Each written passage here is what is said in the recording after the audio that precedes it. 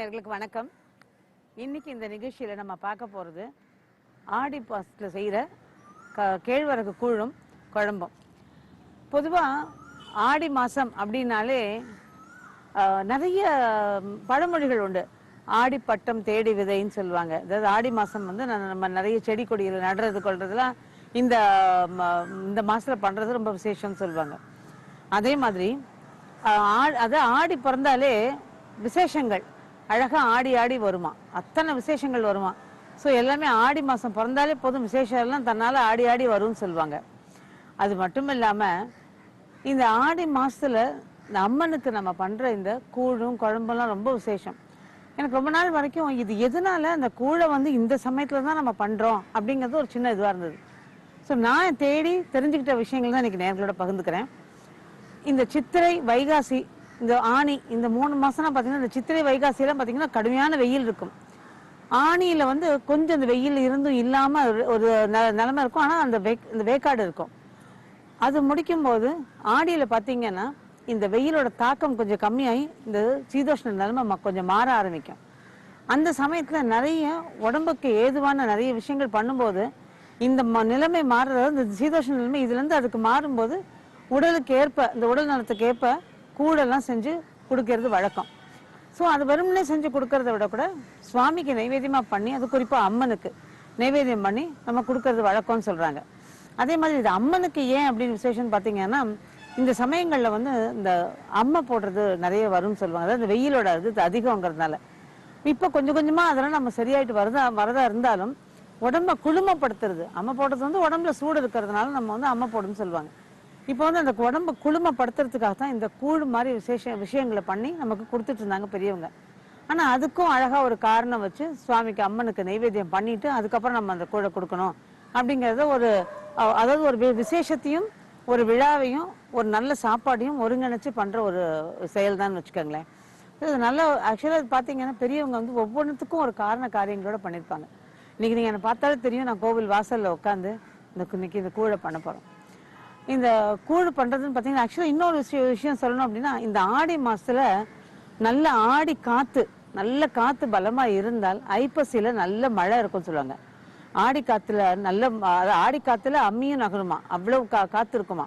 அந்த மாதிரி காத்து இருந்தா ஐப்பசியில நல்ல மழை இருக்கும்னு எதிர்பார்க்கலாம்னு சொல்லுவாங்க. ஸோ இதெல்லாம் பெரியவங்க வந்து நிறைய விஷயங்கள்ல அதாவது படிக்காத அந்த காலத்துல நிறைய விஷயங்களை கணிச்சு வச்சிருக்காங்க.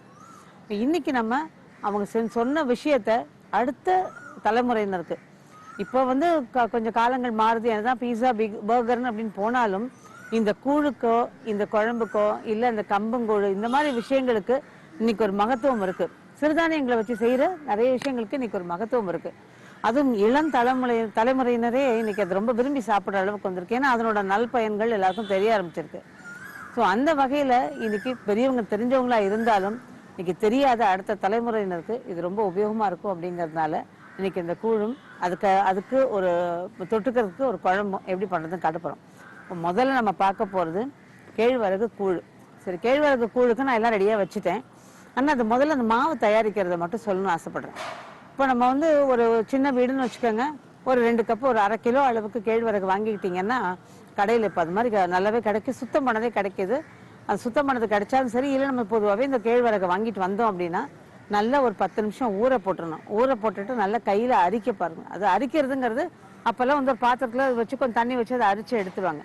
பட் பழக்கம் இல்லாதவங்க அதை அப்படிதான் அரிக்கணுங்கிறதுல கொஞ்சம் தண்ணியை நிறைய ஊற்றி அதை வச்சிருக்க பாத்திரத்தை தண்ணி நிறைய ஊற்றி சுரட்டிக்கிட்டே கையில் ஒரு வடிகட்டியை வச்சுக்கிட்டே அதில் போட்டிங்க அப்படின்னா கொஞ்சம் கொஞ்சமாக அந்த திரும்ப ஊற்றின தண்ணியை திரும்ப அதிலேயே ஊற்றி திரும்ப அந்த மாதிரி இது பண்ணி அசைச்சு எடுக்கணும். அப்போ அதை அசைக்கும் போது அந்த கேழ்வரகானது அந்த வலையில விழும், கல் மண்ணும் அடி தங்கிடும்.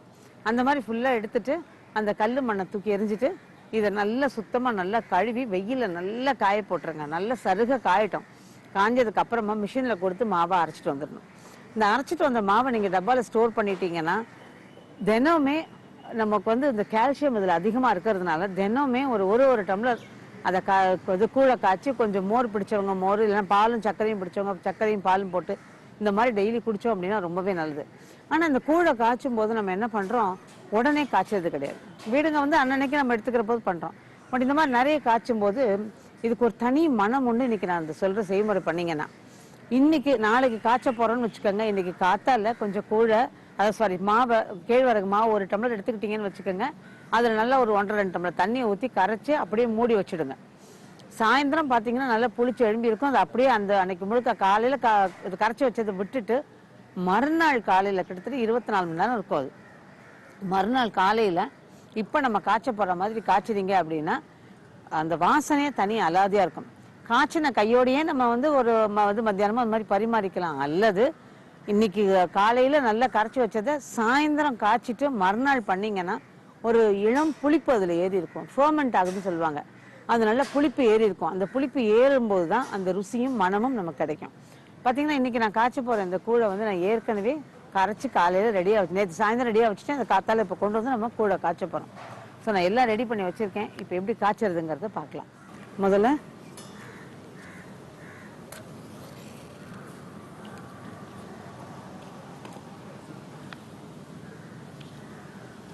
நான் ஒரு சின்ன கற்பூர துண்டு வச்சு இந்த அடுப்பை பற்ற வச்சிருக்கேன். பொதுவாக அந்த மாதிரி பண்றது வழக்கம். எடுத்த உடனே விறகு வைக்க மாட்டோம். ஸோ இந்த சில பேரோட பழக்கங்கள் மாறுபடும் இல்லையா? அது என்னோட பழக்கம், எங்களோட பழக்கப்படி இன்னைக்கு நான் வந்து ஒரு சின்ன கற்பூர துண்டு வச்சு அதை ஏற்றிருக்கேன். இப்போ அடுப்பு லேசாக பிடிச்சிருக்கு. இப்போ நம்ம மஞ்சள் பூசி நல்லா குங்குமம் வச்ச இந்த பானை அடுப்பில் ஏற்றிருக்கேன். இப்போ இந்த தண்ணி நல்லா சூடு ஏறணும். அதுக்கப்புறம் நம்ம வந்து இந்த அரிசி ரவை, இந்த அரிசி குருணையை பற்றி சொல்லணும். இப்போ 2 கப்பு மாவு எடுத்துக்கிட்டோம்னு வச்சுக்கோங்க. ஒரு 1/4 கப் அளவுக்கு அரிசி குருணையா இருந்ததுன்னா நீங்க வீட்டில் எடுத்துக்கலாம். அல்லது அரிசி ஒரு 1/4 கப் அரிசி, அது புழுங்கலரிசியோ பச்சரிசி எதுவாக இருந்தாலும் சரி. ஆக்சுவலா அந்த புழுங்கலரிசி போட்டிங்கன்னா ஒரு நல்ல வாசனை இருக்கும். நான் சுவாமிக்கு எப்படி நைவேத்தியம் பண்ணுவீங்கன்னு கேட்கலாம். பட் இந்த கூழ் பண்ணும்போது அந்த இதெல்லாம் பார்க்கறதுல புழுங்கலரிசியை தான் பெரும்பாலும் போடுவாங்க. அது கிராமப்புறங்களில் பார்த்தீங்கன்னா அது புழுங்கலரிசியாக தான் இருக்கும். அந்த புழுங்கலரிசியை ஊற வச்சுட்டு ஒரு 10 நிமிஷம் மிக்சியில் அரைச்சோம் அப்படின்னா நல்ல ஒரே மாதிரி குருணையாக உடையும். அந்த மாதிரி குருணை நான் ஏற்கனவே உடைச்சு ரெடியாக எடுத்து வச்சிருக்கேன். இப்போ அதை தான் நம்ம இதோட சேர்த்துக்க போறோம். முதல்ல அந்த குருணையை வேக வச்சு அந்த குருணை 3/4 பதம் வெந்ததுக்கு அப்புறமா தான் நம்ம அதில் மாவை கொட்டுவோம். இப்போ வந்து இன்னும் கொஞ்சம் விறகு வச்சிடலாம். சரி, இதுக்கு நம்மளா எதுவும் பண்ண முடியாது இல்லையா? நம்ம கோவில் வாசலில் பண்றதுனால வீட்டுல இருந்து துணைக்கு என்னோட வசந்திங்கிற எனக்கு உதவியா இருக்கிற அந்த பொண்ணை கூட்டிட்டு வந்திருக்கிறேன். ஸோ இவங்க வந்து இந்த குழம்புக்கு அடுத்தது எல்லாம் ரெடி பண்ணிட்டு இருக்காங்க. அதுக்குள்ள நம்ம கூழெல்லாம் வச்சு ரெடி பண்ணி கூழை காய்ச்சி இறக்கிடலாம். கேழ்வரகு கூழ் செய்ய தேவையான பொருட்கள்: கேழ்வரகு மாவு 2 கப், அரிசி ரவை 1/4 கப், உப்பு ருசிக்கேற்ப, வெங்காயம் சிறிதளவு, தயிர் தேவையான அளவு. இந்த ஆடி மாசம் பார்த்தீங்கன்னா ஆடி வெள்ளிக்கிழமை அன்னைக்கு வந்து அம்மனுக்கு விசேஷமா பூஜை பண்ணி நிறைய பேர் வீட்டில் பார்த்தீங்கன்னா பால் பாயசம், அப்புறம் மகா நைவேத்தியம் சொல்லிட்டு சாதமும் பருப்பும் வச்சு சுவாமிக்கு நைவேத்தியம் பண்ணுவாங்க. அதே மாதிரி ஆடி பூரம் அம்மனுக்கு வளகாப்பு பண்றது, அது ஒரு ஐதீகம். அந்த மாசம் வந்து அம்மனுக்கு வளகாப்பு பண்ணி பிரசவத்துக்கு அனுப்புறதா ஒரு ஐதீகம் உண்டு. அதே மாதிரி ஒரு வீட்டுக்கு புது மாப்பிள்ளைய வந்து, அதாவது இந்த மாசம் கல்யாணம்னா இன்னும் அந்த சில வீடுகள்ல இன்னும் அந்த வழக்கம் இருக்கு. கல்யாண பொண்ணை வந்து இப்போ ஆடி மாசம் வீட்டுக்கு கூட்டிட்டு வந்துருவாங்க. என்ன காரணம்னா ஆடியில வந்து கருத்தரிச்சா சித்திரையில குழந்தை பிறக்கும், அது சித்திரையில குழந்தை பிறக்கிறத தவிர்க்கிறதுக்கு கூட்டிட்டு வருவாங்கன்னு சொல்லி அது ஒரு ஐதீகமும் உண்டு. அதே மாதிரி மாப்பிள்ளைய வந்து மாமியார் வீட்டுக்கு வரவழைச்சு அன்னைக்கு ஒரு நல்ல விருந்து கொடுப்பாங்க. ஆடி மாசம்லாம் ஆடி மாசத்துல ஒரு நாள் நல்ல நாள் பார்த்து கூப்பிட்டு வந்து இன்னைக்கு விருந்து கொடுப்பாங்க. இது நிறைய இடங்கள்ல ஒவ்வொரு இது உண்டு.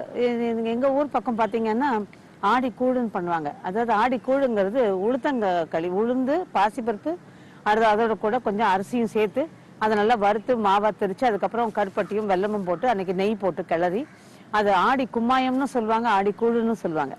அது வந்து ரொம்ப விசேஷமா பண்றது. பொதுவா கல்யாணங்கள்ல பண்ணாலுமே இந்த மாப்பிள்ளை வீட்டுக்கு வரவழைக்கிற அன்னைக்கு அது ரொம்ப விசேஷமா பண்ணுவாங்கன்னு வச்சுக்கலாம். ஸோ இந்த மாதிரி நிறைய விஷயங்கள் இந்த ஆடி வந்து அழகா அடி எடுத்து கொடுக்குமா ஒவ்வொரு விசேஷத்துக்கும். அந்த வகையில ஆடிய சந்தோஷமா நல்ல வரவேற்போம். நான் நினைக்கிறேன் இது வந்து நம்ம ஊருக்கே உரித்தான ஒரு விஷயம் நினைக்கிறேன். ஸோ இப்போ தண்ணி கொதிச்சிருச்சான்னு பார்க்கலாம்.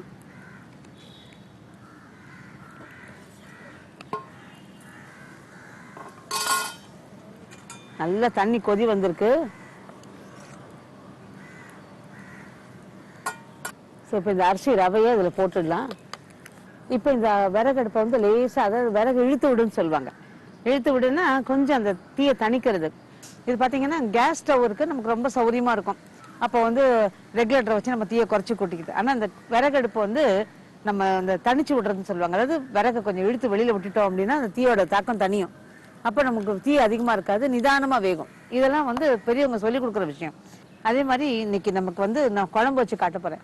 சரி, இது குழம்போட மட்டும் இல்லாம பாத்தீங்கன்னா இதுக்கு ஒரு முருங்கைக்கீரை பொரியல் பண்ணுவாங்க. முருங்கைக்கீரை பொரியலுங்கிறது நம்ம சாதாரண முருங்கைக்கீரை இந்த சீசன்ல பாத்தீங்கன்னா எங்க திரும்பினாலும் முருங்கைக்கீரை விற்பாங்க, கீரை தண்டு விற்பாங்க. ஏன்னா அந்த குழம்புல கீரை தண்டு போடுறது வழக்கம்.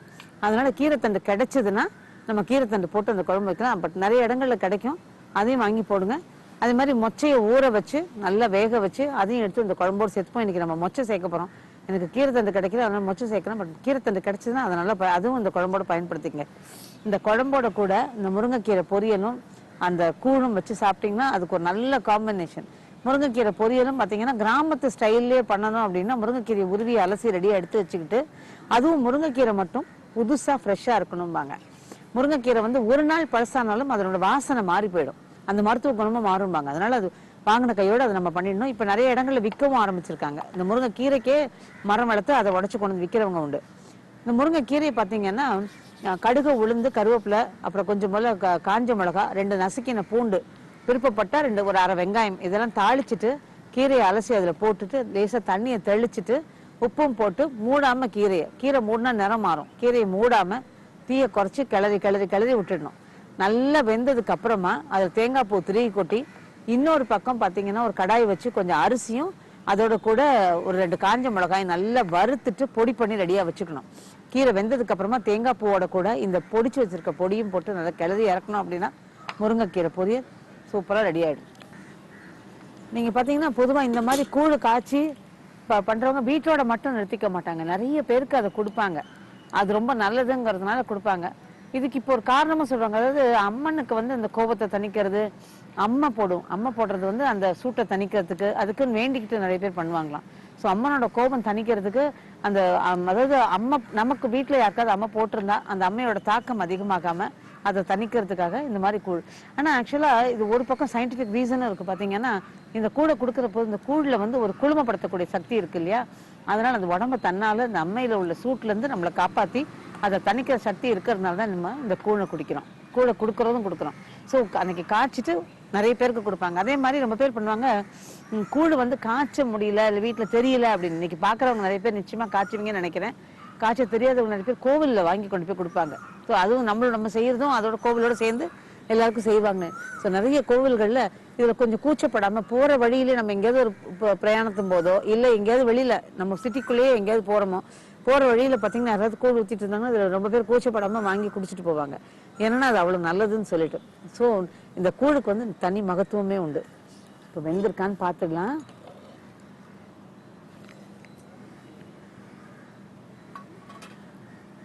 இப்போ இது 3/4 பதம் வெந்துருச்சு. இப்போ நான் கரைச்சி புளிக்க வச்சிருக்கோம் இல்லையா, பார்த்தீங்கன்னா தெரியும் நல்லா புளிச்சு போயிருக்குது. இந்த புளிச்ச கேழ்வரகு மாவை நான் இதில் ஊற்ற போகிறேன்.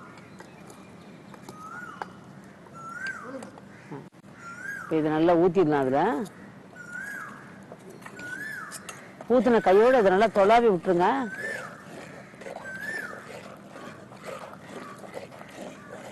இதில் கொஞ்சம் தண்ணி ஊற்றி இதை சேர்த்துப்போம். அதை ஊற்றின கையோடு தொழாவினீங்கன்னா தான் அதை கட்டி கட்டியாக இல்லாமல் நல்லா வெந்து கொடுத்து ஒன்றா ஒரே மாதிரி வரும். இப்போ இதை கழுவின தண்ணி இதில் ஊற்றிடுறேன்.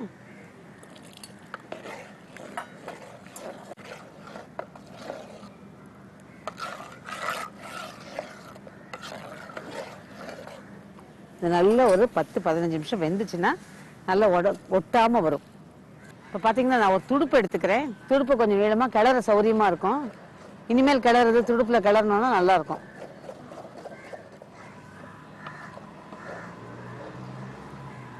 நிறைய வீடுகளில் பார்த்தீங்கன்னா அது இறக்கி வச்ச உடனேயே நல்ல ஒரு வேப்பம் தழை இருக்கு இல்லையா, அதை கொத்தா எடுத்து அதை நல்லா கட்டிடுவாங்க.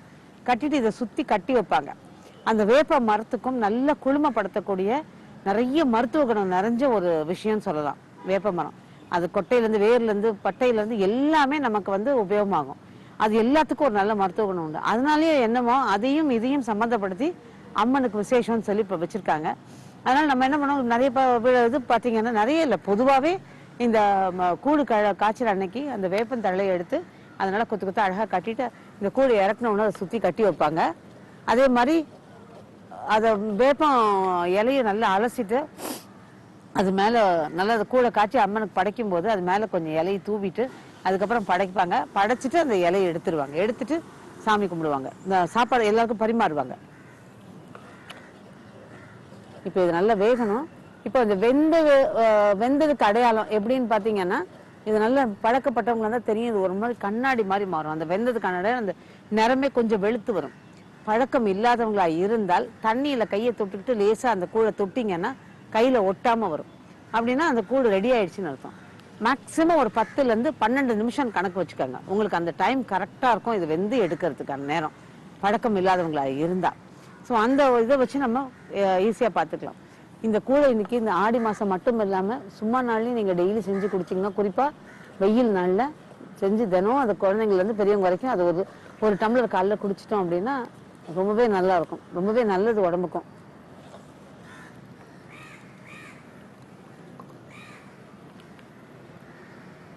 இந்த காய் பார்த்தீங்கன்னா தெரியும், ஒட்டாமல் வந்திருக்கு பாருங்க. நான் கையில் தொட்டிருக்கேன், ஒட்டாமல் வந்திருக்கு.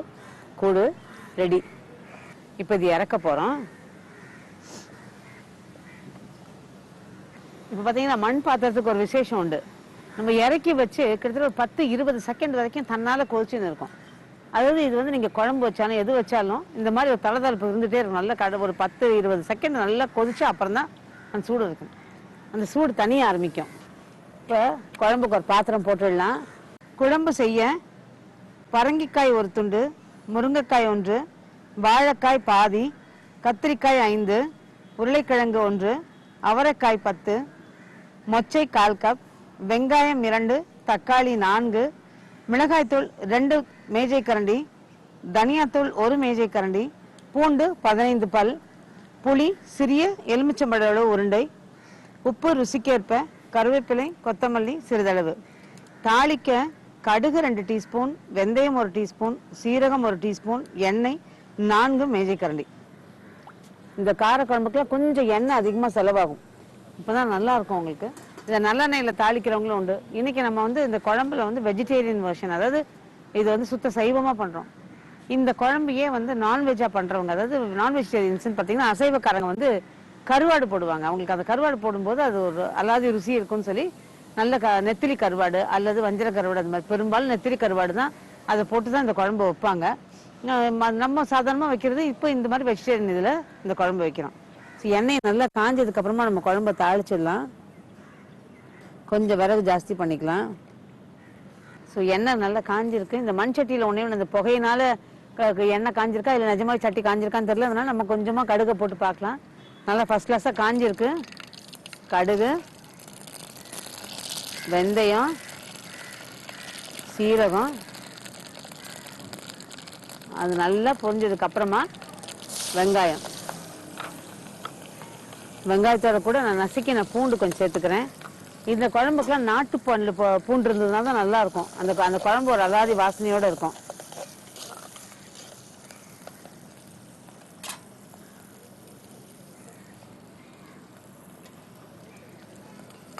இப்போ கொஞ்சம் கருவேப்பிலை இதில் போட்டுக்கிறேன். இது வதங்கிட்டு இருக்கும் போதே நான் சொன்னேன் இல்லையா மண் சட்டி பற்றி.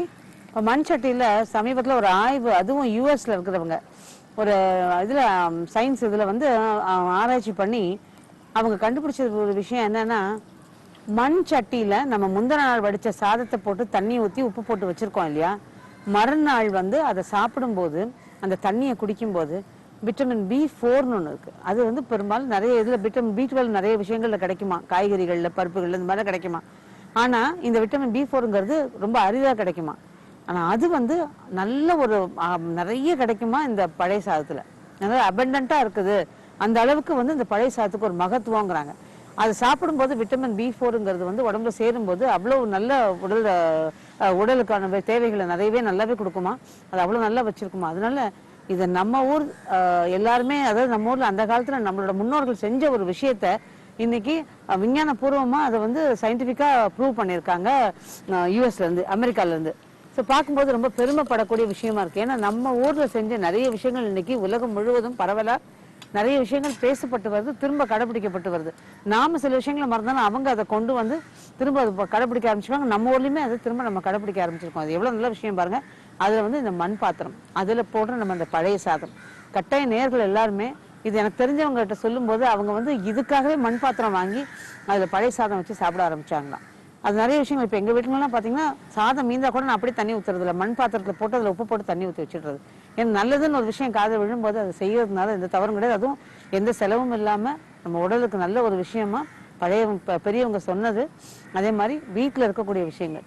ஸோ கட்டாய நேர்கள் எல்லாருமே இந்த மண் பாத்திரத்தோட மகத்துவத்தை தெரிஞ்சுட்டு இருப்பீங்க. இப்போ அடுத்தது வந்து நம்ம இதில் கத்திரிக்காய், முருங்கைக்காய், பரங்கிக்காய்,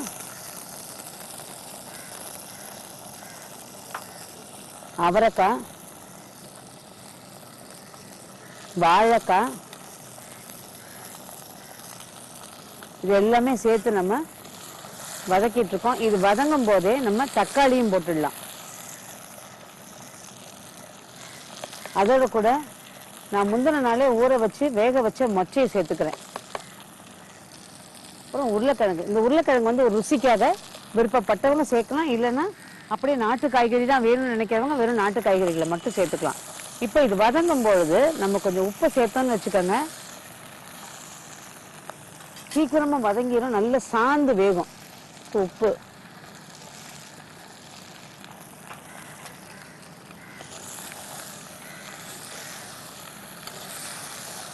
இதுலயே கிட்டத்தட்ட ஒரு அரைவாசி வெந்துடும். அதுக்கப்புறமா தான் நம்ம அதில் புளியை ஊற்ற போகிறோம். சரி, இப்போ இது நல்லா காய் வதங்கிடுச்சு. நம்ம வந்து புளி ஊற்றிடலாம். தண்ணி கொடுங்க.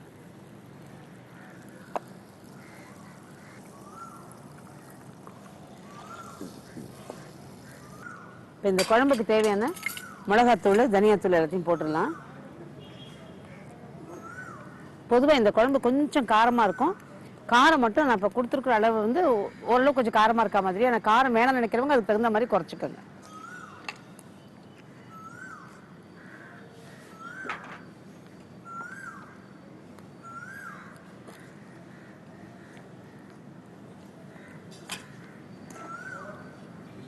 பார்த்தீங்கன்னா இந்த குழம்புல புளி, மிளகாத்தூள், தனியாத்தூள்லாம் போட்டிருக்கோம். தேவையான உப்பு முதலே போட்டோம்.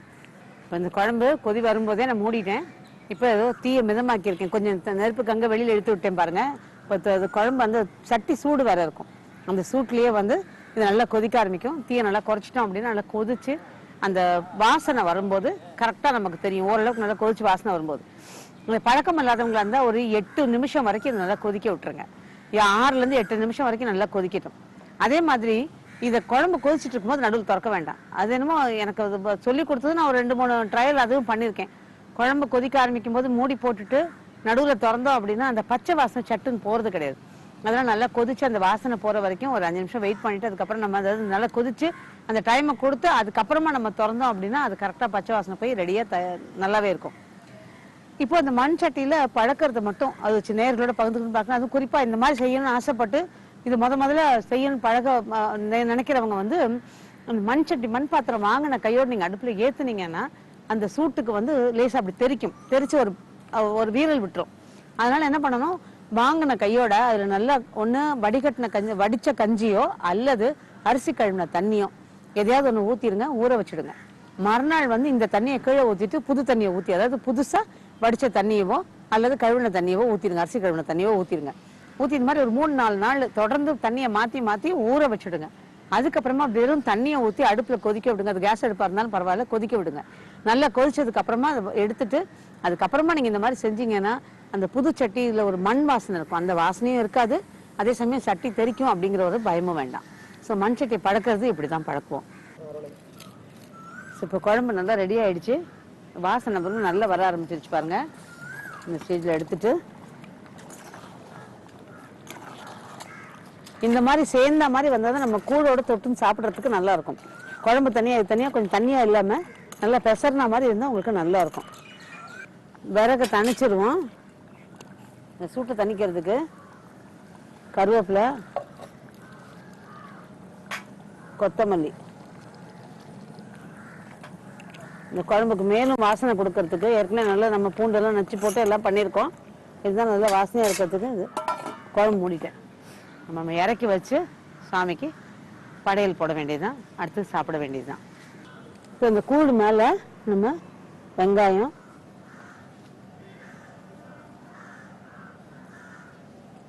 இன்னைக்கு நம்ம வந்து உடனே பண்றதுனால இது கையோட போட்டுடுறோம். நம்ம இதுவாக இருந்தால் நம்ம முந்தின நாளே காய்ச்சி வச்சுடுவாங்க பொதுவாக. காய்ச்சி வச்சுட்டு அதுக்கப்புறம் மறுநாள் தான் இந்த மாதிரி பூஜைக்கு பண்ணுறது. என்னன்னா அந்த சூடு நல்லா ஆறி இருக்கும். பட் இன்னைக்கு நம்ம வந்து உடனே காமிக்கிறதுனால இதை கையோட நம்ம பண்ணிடுறோம்.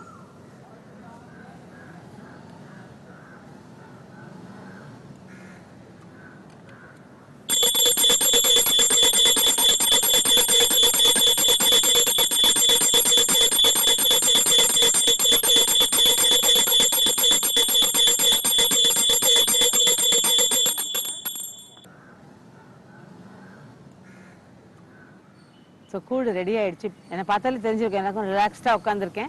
கூழ் அடுத்தது நம்ம குழம்பு எல்லாம் பண்ணி ரெடியாக எடுத்து வச்சுட்டோம். ஏற்கனவே சொன்ன மாதிரி இந்த ஆடி மாதம் பிறக்கிறது வந்து ரொம்ப சந்தோஷமான ஒரு விஷயம், சந்தோஷமான நிகழ்வுகளை கொண்டு வரும்னு சொல்லலாம். ஸோ பண்டிகை காலங்க பிறந்ததுக்கு அடையாளமாக ஆடி மாதம் வந்து ரொம்ப சந்தோஷமாக எல்லாருக்கும் ஒரு ஒரு ஆடி விசேஷங்களை கொண்டு வருது. நல்ல நேயர்கள் எல்லாருமே இந்த மாதிரி கூழும் பண்ணி அப்புறம் இந்த குழம்பு இதெல்லாம் பண்ணி சுவாமிக்கு நெய்வேத்தியம் பண்ணி எல்லாருமே ரசித்து இதை சாப்பிடுவீங்கன்னு நம்புகிறேன். தெரியாதவங்க கூட வீட்டில் பண்ணணும்னு நினைக்கிறவங்க கூட அது சின்னதாக கூட கொஞ்சமாக காய்ச்சி பண்ணி பாருங்கள். உடம்புக்கு நல்லதோட மட்டும் இல்லாமல் நல்ல டேஸ்டியான ஒரு விஷயமாவும் இருக்கும். நிச்சயமாக அந்த நிகழ்ச்சி நேர்கள் எல்லாருக்கும் பிடிக்கும்னு நினைக்கிறேன். கட்டாயம் இதை பார்த்தது மட்டும் இல்லாமல் செஞ்சு பார்த்துட்டு எங்களுக்கு ஒரு நல்ல ஃபீட்பேக்கும் கொடுப்பீங்கன்னு நம்புகிறேன். மீண்டும் இதே மாதிரி ஒரு நல்ல நிகழ்ச்சியில் உங்களை மீண்டும் சந்திக்கிறேன். நன்றி, வணக்கம்.